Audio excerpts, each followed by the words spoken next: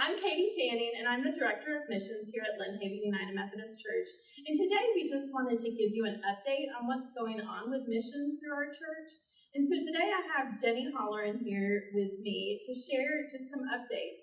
And so we're going to start by talking about what's going on with our international partners. First of all, I'm so thankful for our partnerships internationally in Mexico, Honduras, and Uganda. In light of the current situation with the virus, we've made a very difficult decision to put on hold the mission trips to Honduras and Mexico indefinitely, and we're still waiting to make a final decision for the Uganda trip.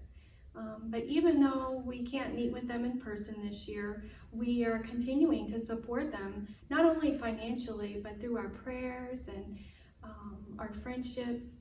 In fact, we recently sent over $3,000 to our ministry partners to assist them in providing bags of food to their communities.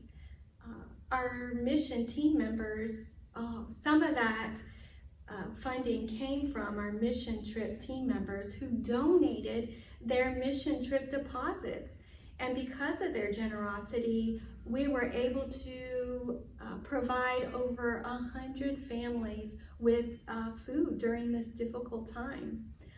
It's such a blessing to receive photos and updates from each of our ministry partners as they become the hands and feet of Christ within their communities.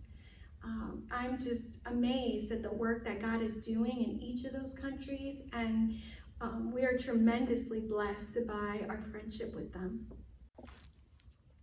Thanks so much, Jenni, for sharing about what's going on with our partners internationally. And now just to bring it right back here in Bay County, I want to share with you what's going on locally. We're so excited that even with the pandemic that we're still able to modify our mobile food pantry and to continue hosting that in partnership with Feeding the Gulf Coast and with St. Dominic Catholic Church. That's just a really great ministry that is still able to operate in these times. So we're really excited about that.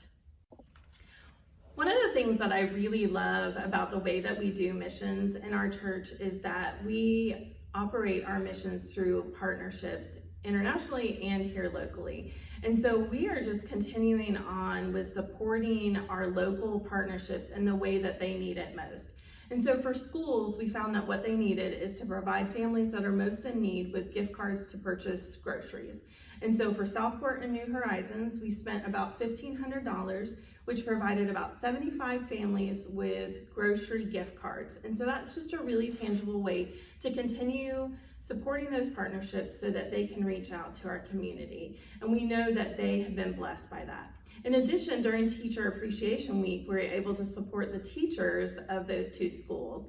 We gave each one of the teachers at both of the schools a $20 gift card that they could spend at Amazon. We've received lots of emails back saying how much that encouraged them because teachers have been really struggling as they have to stay away from their students and teach from home. So it's just a way to show them that our church cares about them and is loving them through this time. One of the other ways that we're supporting our community is that May is Foster Appreciation Month. And as you know, we have a great relationship with both Life Management Center and with One More Child, which are the local licensing agencies here for foster families. Both of those organizations are doing great things by providing gift baskets, gift cards, appreciation things for foster families this month. And so we are providing gift baskets for 10 families. We've also provided gift cards and financial donation towards the Foster Family of the Year, their thank you basket as well. So there's just a lot that we can do there as well to encourage these families, because while most of us are social distancing, they are taking in new children every day. There's new children coming into care. And so they are also on the front lines of providing care to the most vulnerable in our community. So we want to cheer them on as well and say thank you for the good work that you're doing. And so we thank you for your generosity that's allowed us to reach out to our schools and to reach out to foster families in the way that shows the light and hope of Christ. While there's so many of our local ministries that we're still able to support and are fully functioning, there's other things that we've had to modify or even postpone. I was in a training recently and they were talking about the importance of acknowledging the disappointment during this time. And so right now that's what we want to do. Just acknowledge the disappointment that there's some mission efforts that just can't happen right now. For instance, City Serve was supposed to happen on May 9th and we had to make the hard decision to postpone that. We are still really confident that we're going to be able to host that, whether that's in the fall or maybe it'll just happen next spring, a year from now.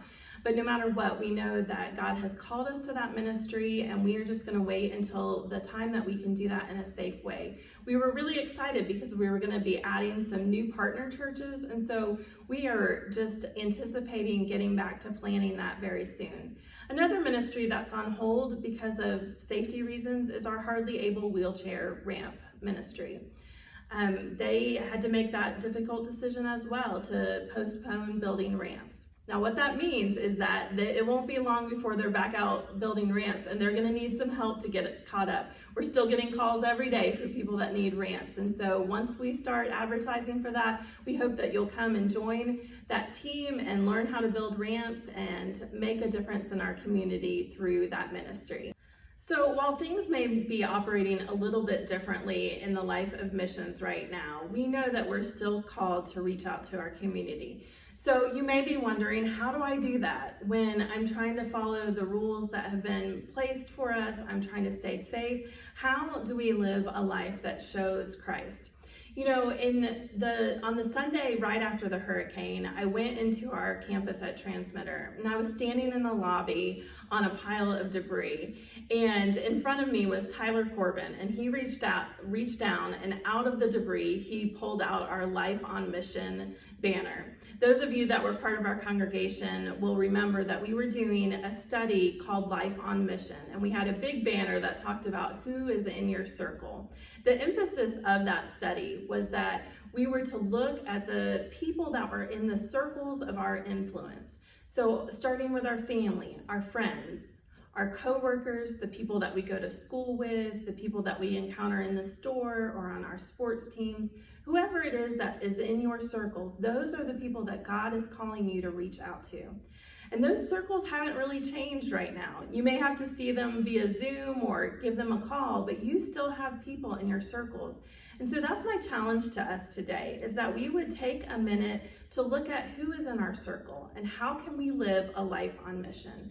God is still calling us to reach out to our friends, to reach out to our community, and to show them the love of Christ. So I challenge you today, spend some time thinking about what one person you can reach out to, or what one act of kindness can you show to someone in this time. It's a way for our church to reach out and to say that we care for you and Jesus loves you too. I remember that sermon series, Katie, and I remember that I had just gotten back from a trip to Uganda. So I'm going to make a commitment to continue to pray and encourage Pastor Isaac in Uganda as he reaches out to his community. So as we end this mission update, I just charge you with that calling. Go and live a life on mission.